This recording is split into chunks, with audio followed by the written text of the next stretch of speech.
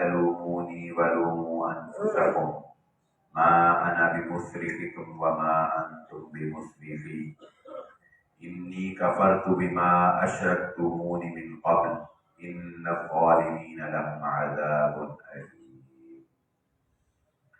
قابل صد احترام حاضرین مجلس، محترم مکرم سامعین اکرام، ہر قسم کی تعریفات اس خالق مالک ارض و سماوات کے لیے، اور لاکھوں کروڑوں درود و سلام آپ محمد مصطفیٰ صلی اللہ علیہ وآلہ وسلم کی ذات اقدس پر۔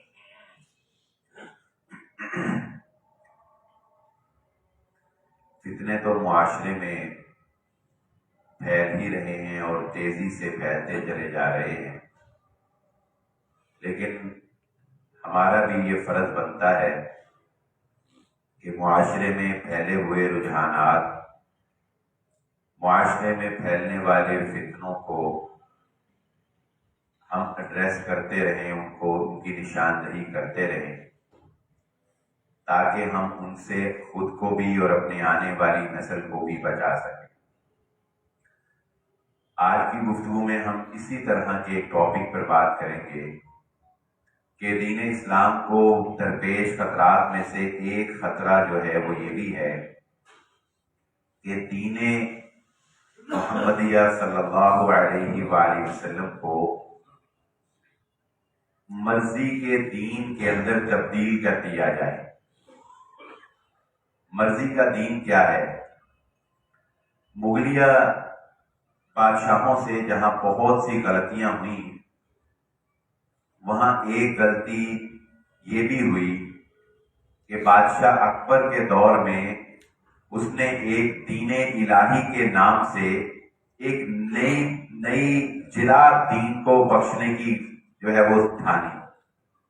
اس نے کوشش کی کہ دین جو ہے وہ پرانا ہو گیا ہے اور دین کے اندر جدت پیدا کی جائے، دین کے اندر کچھ ایسی ترامیم کی جائیں کہ جن سے دین جو ہے وہ موجودہ معاشرے کے تقاضوں کو پورا کرے، جبکہ ایسی کسی بھی اصطلاح کے پیچھے بنیادی طور پر اس بادشاہ کی یا اس انسان کی یا اس کمیونٹی کی یا اس شیطان کی اپنی ذاتی خواہشات کو پورا کرنا مقصد ہوتا ہے۔ مثال کے طور پہ چونکہ اس نے بغیر مذہب دین کو تبدیل کروائے بہت سی ہندو عورتوں سے شادیاں کی تھی، ان ہندو عورتوں سے شادیوں کی وجہ سے اس کے دل میں ہندوؤں کے بارے میں ایک نرم گوشہ بہرحال موجود تھا، اور اسی طرح وہ بہت سی ایسی مراعات چاہتا تھا، لیکن وہ ایک ہندو نہیں بلکہ ایک مسلمان بادشاہ تھا۔ اب کیا کرے؟ اسلام میں رہنا بھی ہے، نام بھی مسلمانوں والا ہے، خاندان بھی مسلمان ہے، سلطنت بھی مسلمانوں کی ہے۔ اب مسلمان رہتے ہوئے اپنی خواہشات کو کیسے پورا کیا جائے؟ تو اس کا حل اس نے پھر یہی نکالا کہ بجائے اس کے کہ ہم ہندو لڑکی سے شادیاں کریں یا ہم شراب نوشی کریں یا ہم اور طرح کی محافل جو ہے ان کا انعقاد کریں اور ہم اپنے اوپر یہ الزام عائد کروائیں کہ ہم گناہ کر رہے ہیں، کیوں نہ ان چیزوں کو عین اسلام بنا دیا جائے۔ یہ چیزیں جب اسلام بن جائیں گی تو پھر ہم ان چیزوں کو اختیار کریں گے، کوئی ہمیں ٹوکنے والا، کوئی ہمیں روکنے والا تو نہیں ہوگا۔ لیکن مجدد الفسانی رحمہ اللہ تعالی جو اس کے سامنے ڈٹ کے گردن نہ جھکی جس کی جہانگیر کے آگے، اقبال نے ان کی ایک تصویر کشی کی ہے۔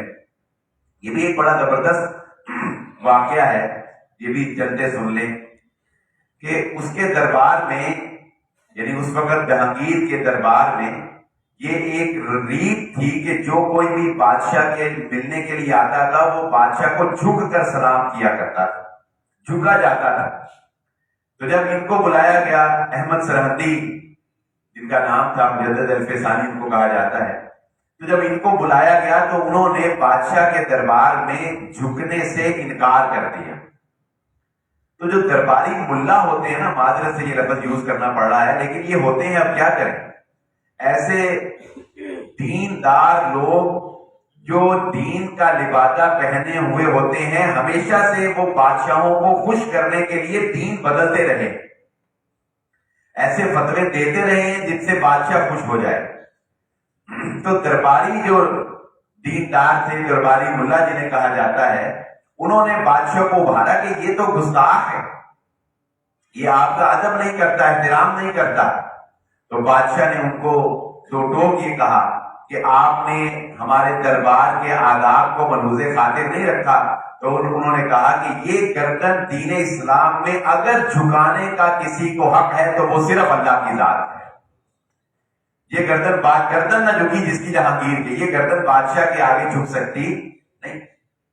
بالآخر اس نے پہلے غصے میں آ کے ان کو قتل کرنے کا حکم جاری کیا، پھر کچھ جب غصہ ٹھنڈا ہوا تو پھر اس نے جو ہے وہ ان کو قتل کا جو فیصلہ تھا وہ واپس لیا اور ان کو کئی سال جو ہے وہ قید میں ڈال دیا گیا۔ بہرحال پھر بالآخر وہ وقت بھی آیا کہ جب ان کو قید سے نکلوا کر دوبارہ مشیر خاص رکھ لیا گیا اور اس کے ولی عہد نے پھر انہی کے ذریعے سے سلطنت کے امور جو ہے وہ دوبارہ چلانے شروع کیے، ان کی مشاورت کے ذریعے سے۔ اللہ رب العزت نے پھر دلوں کو جو ہے وہ دوبارہ اسلام کی طرف ان کو نرم جو ہے وہ کر دیا۔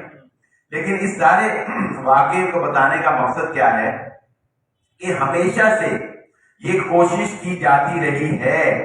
امام احمد ابن مالک رحمہ اللہ کا واقعہ بھی آپ نے سنا ہوگا، اس وقت بھی بادشاہ کیا چاہتا تھا۔ اب دیکھیں نا، ایک ہوتا ہے کہ آپ سود کھا رہے ہیں اور آپ کے دل میں یہ کھٹکا ہے کہ میں سود کھا رہا ہوں، میں سود کھا رہا ہوں، یہ آپ کو چین نہیں لینے دیتی یہ چیز۔ اور اگر آپ کو کوئی مولوی صاحب فتویٰ دے دیں کہ تم سود نہیں کھا رہے، تم عین حلال کھا رہے ہو، تو اب یہ کھٹکا کافی حد تک کمزور پڑ جائے گا۔ آپ کھا تو سود رہے ہوں گے، لیکن چونکہ آپ کو کسی عالم کا یا کسی مولوی صاحب کا فتویٰ مل گیا ہے تو فلہذا آپ اب اپنے آپ کو مطمئن کر لیں گے کہ نہیں، میں نے چونکہ فتویٰ لے لیا ہے لہذا وہ جانے اور اللہ جانے، میں تو اب حلال کھا رہا ہوں۔ تو یہ چیز اپنے آپ کو سیٹسفائی کرنے کے لیے بڑی ضروری ہوتی ہے۔ اس لیے وگرنہ بادشاہ جو کرتے ہیں ان کو بھی روک سکتا ہے۔ بادشاہ نے کسی عورت سے شادی کرنا چاہی، جبرن اس کو طلاق دلوا دی۔ اب اگر بادشاہ اس سے شادی کر لیتا تو کوئی روک سکتا تھا؟ روک تو کوئی نہیں سکتا تھا نا، طاقت کے زور پہ سارے کام ہوتے ہیں۔ لیکن اب بادشاہ لوگوں کی چین گوئیوں کا کیا کرے اور اس دل کا کیا کرے، کیونکہ وہ ایک مسلمان ہے اور مسلمانوں کا حکمران ہے۔ چنانچہ وہ چاہتا ہے کہ امام احمد ابن حنبل کسی طرح امام مالک کسی طرح یہ فتویٰ دے دیں کہ جبر سے طلاق ہو جاتی ہے، یعنی پوائنٹ پہ جبری طلاق ہو جاتی۔ امام مالک سے وہ اب امام مالک کو وہ گھوڑے لگوا رہا ہے، امام مالک کو جو وہ گدھے کے اوپر بٹھا کے جو ہے وہ رسوا کرنے کی کوشش کر رہا ہے، مال دینے کی کوشش کر رہا ہے۔ کیوں؟ کہ فتویٰ مل جائے کسی طرح کہ جبر سے طلاق عین اسلام ہے، لیکن فتویٰ نہیں ملا۔ یہی کر کے قرآن میں امام احمد ابن حنبل کے ساتھ ہوا۔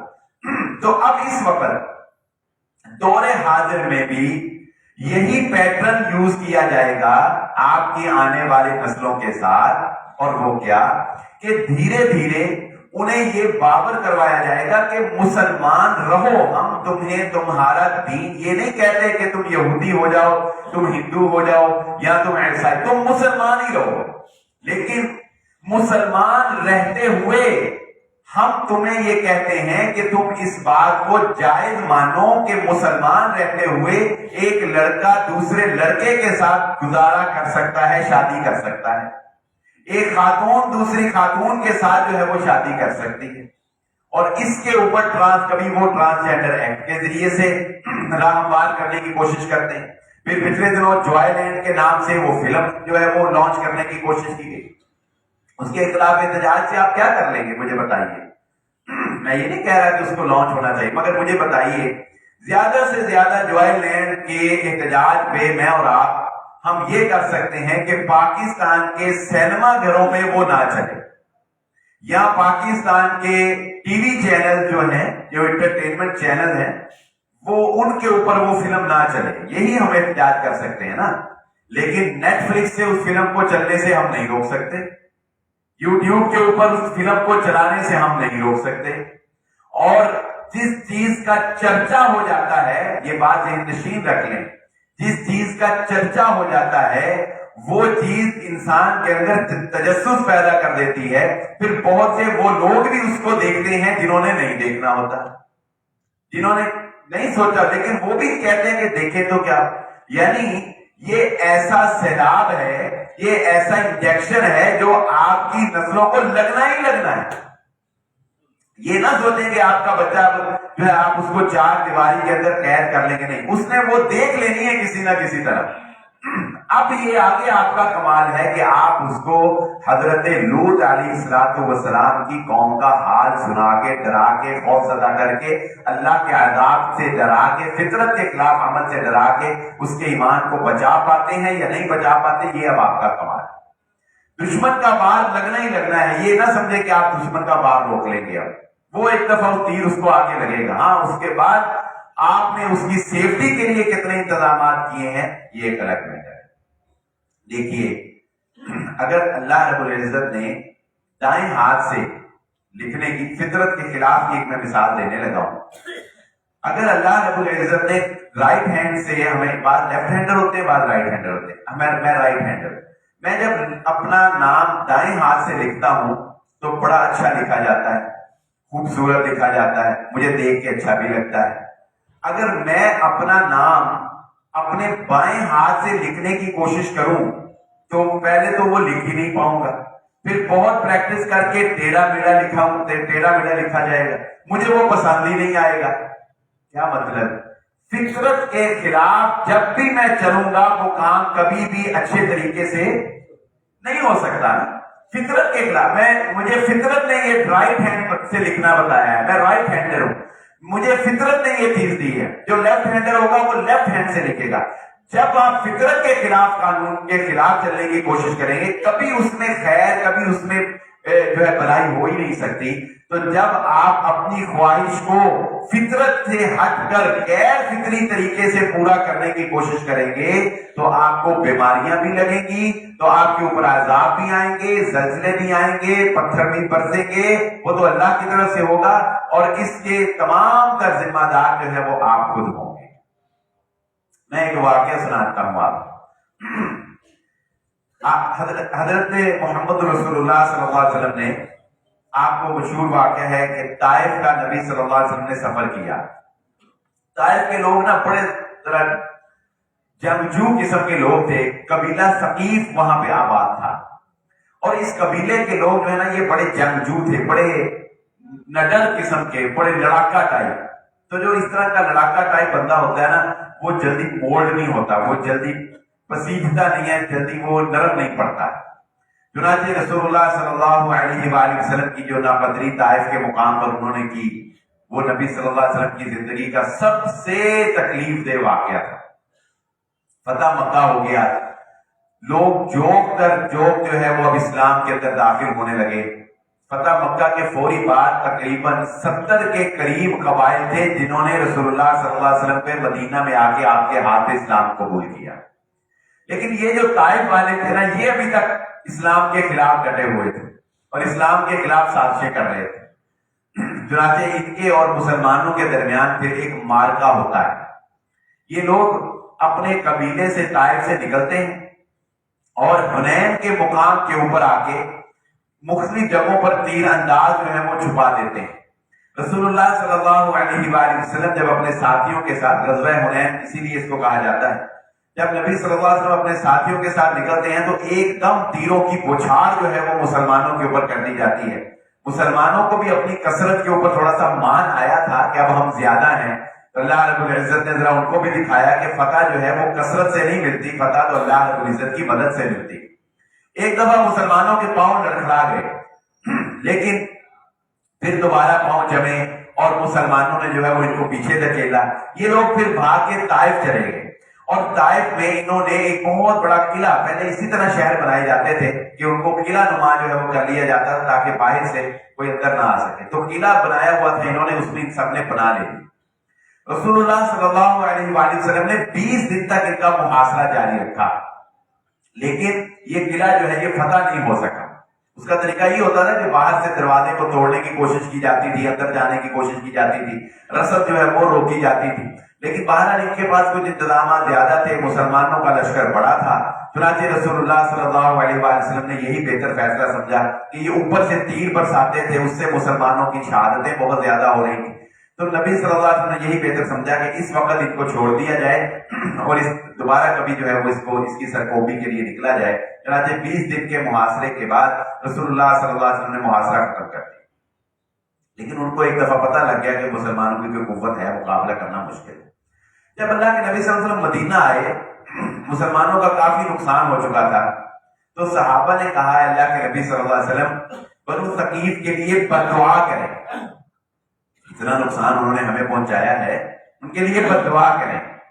اب یہاں سے بھی آپ ذرا اندازہ لگائیے کہ اللہ کے نبی صلی اللہ علیہ وآلہ وسلم کی شفقت، آپ کی محبت اور دین کے اوپر نرم دلی وہ اس درجے کی تھی کہ وہ قبیلہ جس نے کہ سب سے زیادہ تکلیف نبی صلی اللہ علیہ وسلم کو پہنچائی، اور صحابہ تنگ آگے کہہ رہے ہیں کہ اللہ کے نبی صلی اللہ علیہ وسلم کے لیے بد دعا کریں، لیکن نبی صلی اللہ علیہ وآلہ وسلم نے صحابہ کے کہنے پر ہاتھ اٹھائے اور ہاتھ اٹھا کے کیا کہا ہے، اللہ قبیلہ ثقیف والوں کو ہدایت عطا فرما اور ان کو میرے پاس بھیج دے۔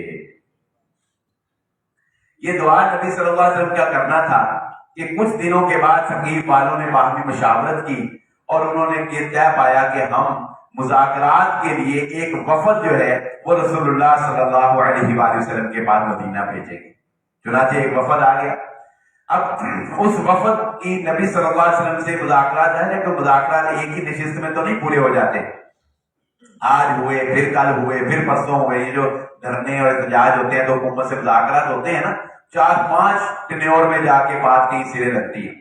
تو اسی طرح ہوا، پہلے مذاکرات ہوئے، نبی صلی اللہ علیہ وسلم نے اسلام کے بارے میں بتایا، کچھ انہوں نے سنا، کچھ اپنے تحفظات۔ اللہ کے نبی صلی اللہ علیہ وسلم روزانہ جا کے شام کو ان کو اسلام کے بارے میں دعوت دیتے تھے، اسلام کے بارے میں ان کو تبلیغ کرتے تھے۔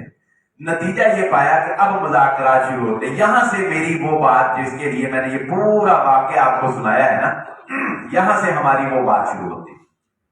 وہ کہتے ہیں کہ اللہ کے نبی صلی اللہ علیہ وسلم ہم اسلام قبول کرنے کے لیے تیار ہیں، مسلمان ہوتے ہیں، لیکن اسلام قبول کریں گے کچھ شرائط کے ساتھ۔ اللہ کے نبی صلی اللہ علیہ وآلہ وسلم نے کہا بھی بتاؤ کیا شرائط ہے؟ نمبر 1، ہم لوگوں کو زنا کرنے کی اجازت دی جائے، ہم مسلمان ہو جائیں گے، ہم لا الہ الا اللہ محمد رسول اللہ پڑھ لیں گے صلی اللہ علیہ وسلم، لیکن ہم لوگوں سے یہ والا کام نہیں چھوڑا جاتا، ہمیں اس کی اجازت دی جائے۔ رسول اللہ صلی اللہ علیہ وآلہ نے فرمایا نو کمپرومائز، لا تقربوا الزنا الزانیۃ والزانی فاجلدوا کل واحد منہما مئۃ جلدہ۔ قرآن کا واضح حکم، زنا کی کوئی گنجائش نہیں، اسلام قبول کرنا ہے کرو، نہیں کرنا نہ۔ یہ نہیں ہو سکتا کہ مسلمان بھی رہو اور زنا کی بھی اجازت ہو، ایسے نہیں ہو سکتا۔ نمبر 2، انہوں نے کہا اچھا چلیں یہ آپ نے نہیں مانا، نمبر 2 چلے ہماری یہ بات مان لیں کہ ہماری معیشت کا گہرا انحصار جو ہے وہ 2 چیزوں کے اوپر۔ کس چیز؟ ایک انہوں نے کہا کہ ہماری معیشت کھڑی ہے سود کے اوپر، اور دوسرا ہمارے علاقے میں شراب کی کشیدکاری جو ہے وہ سب سے زیادہ ہوتی ہے۔ چلے آپ نے ہماری پہلی بات نہیں مانی، ہمیں ان 2 چیزوں کی اجازت دی جائے کہ ہمیں سود کے لیے اور شراب کے لیے جو ہے وہ ہمیں اجازت دی جائے۔ رسول اللہ صلی اللہ علیہ وسلم نے پھر وہی بات فرمائی، قرآن کا اٹل فیصلہ، سود حرام شراب حرام، اسلام قبول کرنا کرو نہیں کرنا نہ کرو، یہ دونوں اجازت۔ چوتھی شرط یہ بھی نہیں مانی، چوتھی شرط انہوں نے کہا پھر اللہ کے نبی صلی اللہ علیہ وسلم چلے چوتھی بات ہماری مان لیں۔ وہ کیا تھی؟ انہوں نے کہا کہ ہم لات کی پوجا کرتے ہیں، ہم لات عزا منات یہ بت تھے نا، انہوں نے کہا ہم لات کی پوجا کرتے ہیں، تو لات کا جو معبد ہے، جو اس کا معبد بنایا ہوا ہے جہاں ہم اس کی عبادت کرتے ہیں، 3 سال کے لیے اس معبد کو توڑا نہ جائے، 3 سال تک لات جو ہے اس کے معبد کو قائم رہنے دیا جائے، 3 سال بعد توڑ دیجیے گا۔ اب اس میں ریلیکسیشن مل سکتی تھی نا، ہم اگر ہوتے تو ہم کہتے کہ کوئی بات نہیں ٹھیک ہے، 3 سال کے لیے حکومت نے سپریم کورٹ سے اجازت لے لی ہے کہ سود جو ہے وہ 3 سال 10 سال 20 سال کے لیے استعمال کی اجازت دی جائے، تو لیکن رسول اللہ صلی اللہ علیہ وسلم نے فرمایا ایک دن کی بھی اجازت نہیں. تم اسلام قبول کرو گے، ادھر سے اسلام قبول کرو گے، تمہارا قبیلہ مسلمان ہوگا، ادھر سے لات توڑا جائے گا. ہم تو آئے ہی دنیا میں بتوں کو توڑنے کے لیے. پھر انہوں نے آخری بات جب کوئی نہیں بنی تو انہوں نے کہا کہ اچھا پھر ایک کام کریں، ہم نے چونکہ اس کی عبادت کی ہے ہم اس کو اپنے ہاتھ سے نہیں توڑیں گے، آپ اپنے بندے بھیج کے توڑوا دیجیے گا. اللہ کے نبی صلی اللہ علیہ وسلم ٹھیک ہے. حضرت خالد بن ولید رضی اللہ تعالیٰ عنہ کی معیت میں 2-3 صحابہ کو بھیجا، انہوں نے جا کے وہ لات جو ہے وہ اس کا خود جو ہے توڑ دیا. اس طرح کی کوئی شرط رسول اللہ صلی اللہ علیہ وسلم کی نہیں مانی، پھر بھی وہ اسلام لے آئے، اسلام قبول کیا، پورے دین کو انہوں نے اختیار کیا، تب ان کا دین مانا گیا، وگرنہ ان کا دین نہیں مانا گیا. لیکن ہمارا دین کیسا ہے؟ ہم کہتے ہیں ہم مسلمان بھی رہیں اور ہم سود بھی کھائیں، کوئی بات نہیں. ہم کہتے ہیں ہم مسلمان بھی رہیں اور ہم جنس پرستی کو ہم فروغ بھی دیں، کوئی بات نہیں.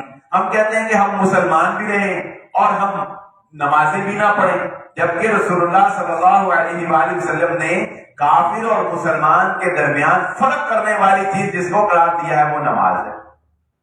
لیکن ہم کہتے ہیں کہ نہیں، نماز بھی نہ پڑھیں اور ہم مسلمان بھی رہیں، ہم روزے بھی نہ رکھیں، ہم مسلمان بھی رہیں. ایسا دین اللہ ہی بہتر ہمارے حالوں پہ رحم کرے.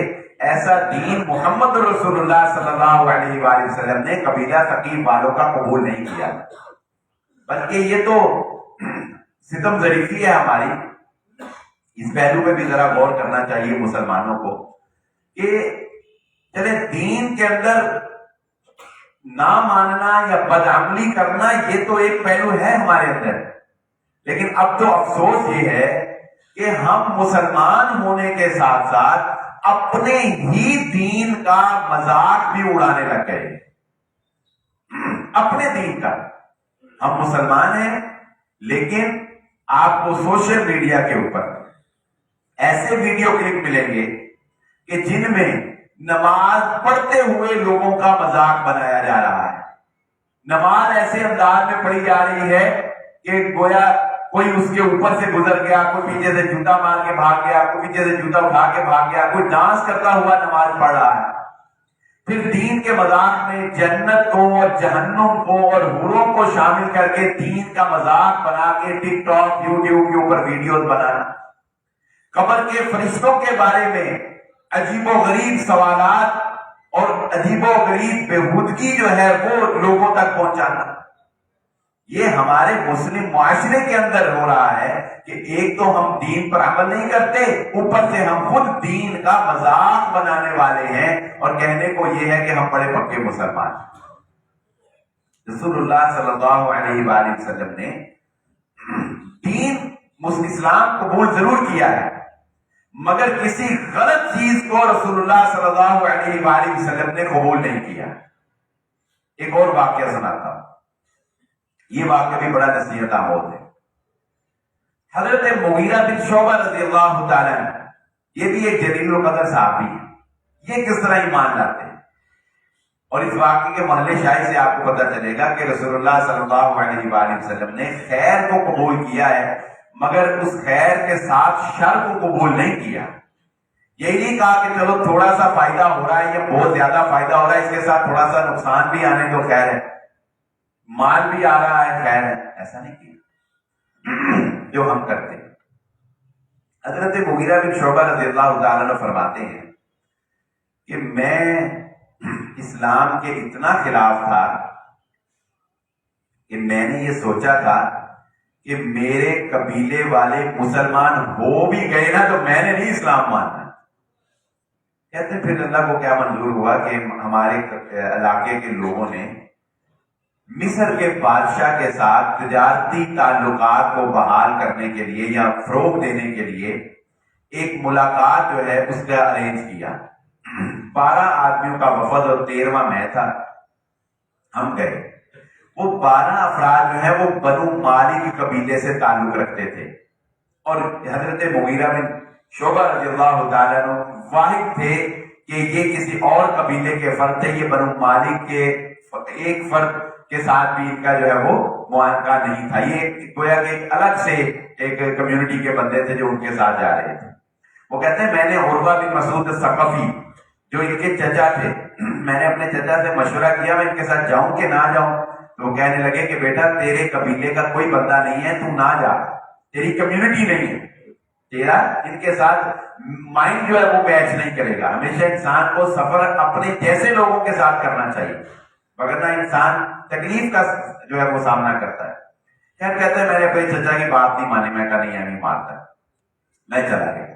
کہتے ہیں اب جب وہاں گئے تو بادشاہ کو انہوں نے تحائف دیے، بادشاہ نے ان کو تحائف دیے، انہوں نے پروٹوکول لیا، مجھے انہوں نے جو ہے وہ سائڈ پہ لگائے رکھا، نہ میرا وہاں کوئی پروٹوکول، نہ میرا وہاں کوئی نام آئے، بادشاہ کے سامنے بنو مالک کہتے ہیں مجھے، اور پھر انہوں نے تحائف خریدے، پھر انہوں نے واپس جا کے اپنے قبیلے میں اپنی ناموری اپنے چرچے کرنے تھے۔ کہتے ہیں اس بات نے مجھے بہت زیادہ ذہنی طور پر ٹارچر کر دیا۔ میں نے کہا نہیں یہ تو میری بہت بےزتی ہوئی، اور اپنے قبیلے میں جا کے جب یہ سارے اپنی تعریفیں کریں گے میں کیا سناؤں گا؟ مجھے بادشاہ نے کوئی خاص تحفہ بھی نہیں دیا تھا۔ چنانچہ حضرت مغیرہ بن شعبہ رضی اللہ تعالیٰ عنہ فرماتے ہیں کہ میں نے راستے میں ہی یہ پلان کر لیا کہ ان سب کا کام تمام، ان سب کی چھٹی، ان کو قبیلے تک پہنچنے ہی نہیں دینا۔ چنانچہ کہتے ہیں کہ راستے میں ایک جگہ پڑاؤ کیا، شراب پینے لگے۔ میں نے کہا میری طبیعت ٹھیک نہیں ہے، میں نے شراب نہیں پینی، تمہیں میں پلاتا ہوں۔ ایک ساقی بھی تو ہونا چاہیے نا محفل جام کے لیے، تو کہتے ہیں کہ میں ساقی بن گیا۔ میں نے بغیر مکس کیے، بغیر پانی ڈالے ان کو خالص شراب پلانی شروع کر دی، اور پلا پلا پلا پلا ہوتا ہے نا، پی لیا یار میرے کہنے سے گلاس پی لیا، تم میرے کہنے سے۔ ہم بہت سی بد پرہیزیاں اس وجہ سے ہم کر لیتے ہیں کہ تیرے میرے کہنے پہ ہی اگلا بندہ کہہ رہا ہے یار مجھے شوگر ہے، وہ کہتے ہیں چل کوئی نہیں بسم اللہ کر کے پی لیا، کوئی غلطی، دو ٹیکے بند لا نہیں، رس انسولین بدا کے لا نہیں ہے، اور رات کو بیچارے کو نیند نہیں آتی، محبت میں اس کو مٹھائی کھلا کے چھوڑ دو، یا انہوں بوتل پلا کے چھڑنی ہے، گلا بے شک اس کا خراب ہو جائے پر کہنا نہیں تو ان بوتل پی کے ہی جا۔ ایسے کام محبت میں ہم کرتے ہیں نا۔ تو انہوں نے کہا میں نے بھی پھر محبت میں نا ان کو شراب پلائی، کھلایا، بے ہوش ہو کے سارے 12 کے 12 کو قتل کر حضرت مغیرہ بن شعبہ رضی اللہ تعالیٰ۔ کہتے ہیں کہ اب میں سوچوں کہ میں اپنے قبیلے میں جاؤں یا میں کہاں جاؤں؟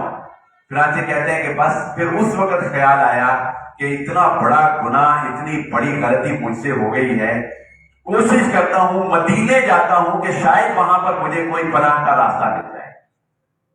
چنانچہ حضرت مغیرہ بن شعبہ رضی اللہ تعالیٰ فرماتے ہیں کہ میں مدینے گیا، حضرت ابوبکر صدیق رضی اللہ تعالیٰ نے مجھے دیکھ کے پہچان لیا اور مجھے کہا مغیرہ تو اپنے فلاں بنو مالک کے 12 آدمیوں کے ساتھ گیا تھا، وہ کہاں گئے؟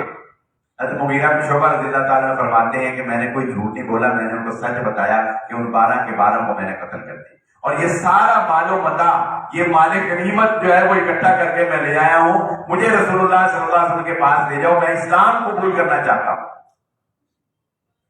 اللہ کے نبی صلی اللہ علیہ وسلم کے پاس آ کے سارا واقعہ بیان کیا۔ اب جو بات میرے اور آپ کے سمجھنے والی ہے وہ یہ، واقعہ تو پورا سننا پڑتا ہے پھر ہی بات سمجھ آتی ہے نا۔ تو اب جو بات سمجھنے والی ہے وہ کیا ہے کہ حضرت مغیرہ بن شعبہ رضی اللہ تعالیٰ فرماتے ہیں اللہ کے نبی صلی اللہ علیہ وسلم میں نے ان 12 آدمیوں کو قتل کیا ہے، یہ ان کا سارا مال و متاع ہے، میں اسلام قبول کرنا چاہتا ہوں، لہذا یہ سارا مال آپ رکھ لیں اور میرا اسلام قبول کر لیں۔ رسول اللہ صلی اللہ علیہ وسلم نے فرمایا مغیرہ اسلام قبول کرنے سے ہم تجھے نہیں روک سکتے، لا الہ الا اللہ محمد رسول اللہ پڑھ سچے دل کے ساتھ، اور انہوں نے سچے دل سے پڑھا اور بعد میں جنگوں کے اندر بھی شریک ہوئے، بڑے کارنامے نمایاں سر انجام دیے، صلح حدیبیہ میں بھی شریک ہوئے۔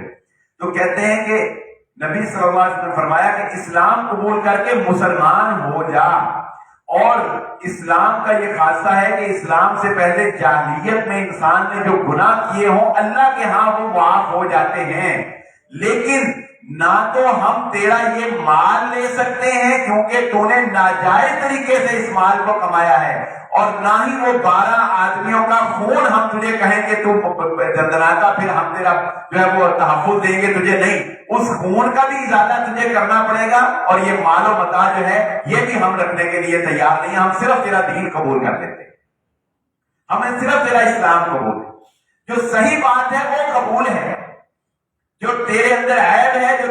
زندگی کی ہے، دولت کی خاطر، مال کی خاطر، حوث کی خاطر ہم اس کو قبول نہیں کرتے.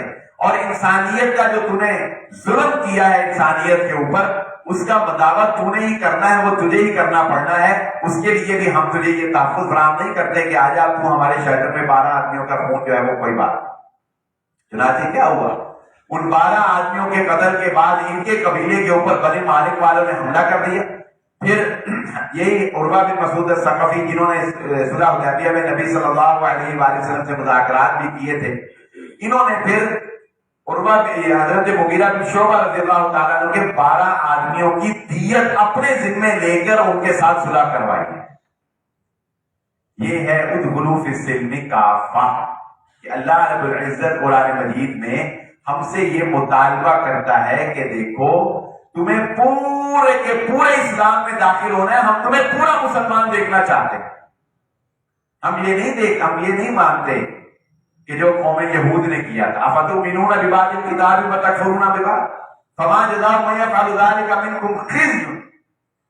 اللہ رب العزت نے قوم یہود کے بارے میں فرمایا افتؤمنون ببعض الکتاب، تمہاری عادت یہ ہے کہ تم اپنی مرضی کی کتاب مانتے ہو اور اپنی مرضی کی نہیں مانتے.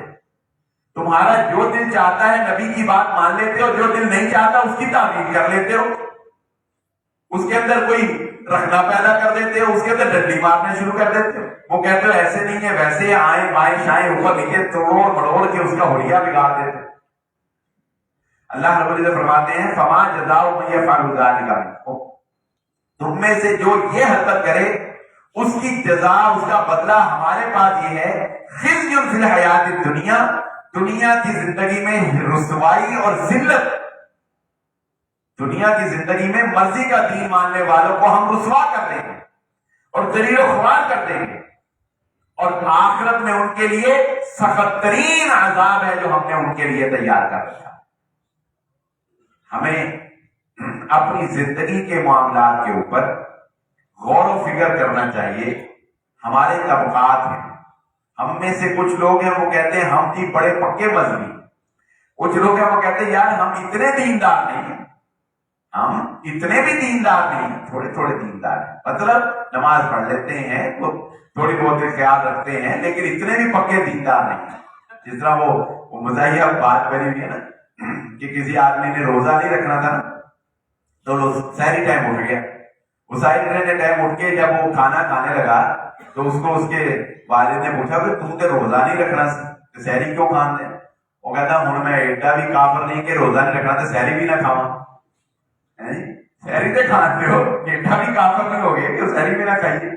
تو بات یہ ہے کہ روزہ رکھنا نہیں تو پھر سحری کیوں کھاتے؟ ہم کہتے ہیں سحری کھانی ہے، روزہ نہیں رکھنا. تو ہم لوگ یہ کہتے ہیں کہ پھر بعض لوگ ہوتے ہیں وہ کہتے ہیں یار نہیں ہم ذرا لبرل ہیں. اب لبرل کیا ہے؟ آپ کا کیا خیال ہے جو اپنے آپ کو لبرلز کہتے ہیں وہ مسلمان نہیں ہے؟ لبرلز ایک اصطلاح ہے، بڑی مشہور اصطلاح ہے لبرلز کی. یہ کون لوگ ہیں لبرلز؟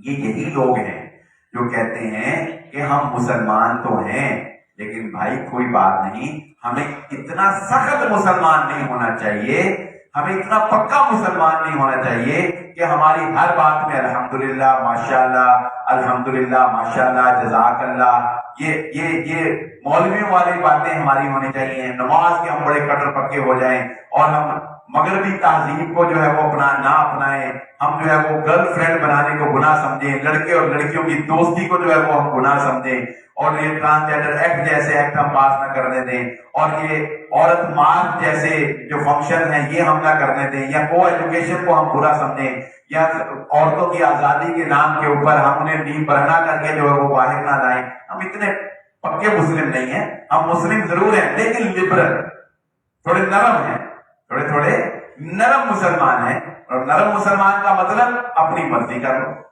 اپنی مرضی سے دین بنا لو. تو مرضی کا دین جو ہے یہ اللہ رب العزت کے ہاں قابل قبول نہیں. دین وہ ہے جو محمد رسول اللہ صلی اللہ علیہ وآلہ وسلم نے پہنچایا اور صحابہ اکرام نے مکمل طور پر اس کو اپنا لیا. اور ایک آخری بات سمجھ لیجئے، یہ بات پلے باندھ لیجئے، زندگی میں انشاءاللہ کام آئے گی. رسول اللہ صلی اللہ علیہ وسلم نے فرمایا خیر القرون قرنی ثم الذین یلونہم ثم الذین یلونہم. یہ 3 اور بعض روایات میں 4 ادوار بنتے ہیں۔ سب سے بہترین زمانہ یعنی وقت رسول اللہ صلی اللہ علیہ وآلہ وسلم کا وقت تھا۔ نمبر 2، سب سے اس کے بعد جو بہترین وقت تھا یعنی دینی اعتبار سے، وہ تھا صحابہ کرام کا وقت۔ نمبر 3، جس کو نبی صلی اللہ علیہ وسلم نے خیر القرن قرار دیا، بہترین۔ نمبر 3، وہ لوگ جنہوں نے صحابہ کو دیکھا وہ تابعین بن گئے، وہ تابعین بن گئے، ان کا زمانہ بہترین۔ پھر اتباع التابعین، یہ وہ چوتھے نمبر پہ یہ وہ لوگ ہیں جنہوں نے تابعی کو دیکھا۔ یہ 4 ادوار بنتے ہیں۔ سب سے پہلا رسول اللہ صلی اللہ علیہ وسلم کا دور، دوسرا صحابہ کا دور، تیسرا تابعین کا دور، اور چوتھا تبع تابعین کا دور، اور بعد میں 5واں بھی شامل کیا ہے یعنی جنہوں نے تبع تابعین کو دیکھا۔ یہ اصولی بات نشین رکھ لیں کہ جو دین ان لوگوں نے اپنایا ہے نا وہ اصل دین ہے، وہ صحیح دین ہے۔ کیوں؟ اس لیے کہ رسول اللہ نے فرمایا یہ لوگ وہ ہیں جنہوں نے بہترین وقت گزارنا ہے، بہترین زمانہ ہے۔ اگر آپ دین کے اندر دیکھنا چاہتے ہیں کہ کون سی چیز نئی ہے، کون سی پرانی ہے، کیسے اس آیت کا کیا مفہوم ہے، اس حدیث کے اوپر کیسے عمل کیا جائے گا، تو کسی اور کو دیکھنے کی ضرورت نہیں۔ یہ 4 سے 5 ادوار کے علماء محدثین کو آپ دیکھ لیں، صحابہ کو دیکھ لیں، جو دین ان کا تھا وہ پرفیکٹ دین تھا، وہ سب سے بہترین دین۔ آپ دین کے اندر ہر قسم کے اضافے سے، آپ دین کے اندر ہر طرح کے بدعات سے، خرافات سے، لبرلزم سے، روشن خیالی سے، سیکولرزم سے، دین میں نرمی پیدا کرنے سے، ٹرانسجنڈر ایکٹ سے، اور اس طرح کے دیگر جتنے بھی خرافات ہیں ان سے آپ بچ جائیں گے۔ صرف اس ایک اصول کو جو ہے وہ اگر آپ فالو کر لیں، اللہ رب العزت سے دعا ہے اللہ تعالیٰ مجھے اور آپ کو صحیح دین کو سمجھ کر اس کے اوپر عمل کرنے کی توفیق عطا فرمائے۔ وآخر دعوانا الحمدللہ۔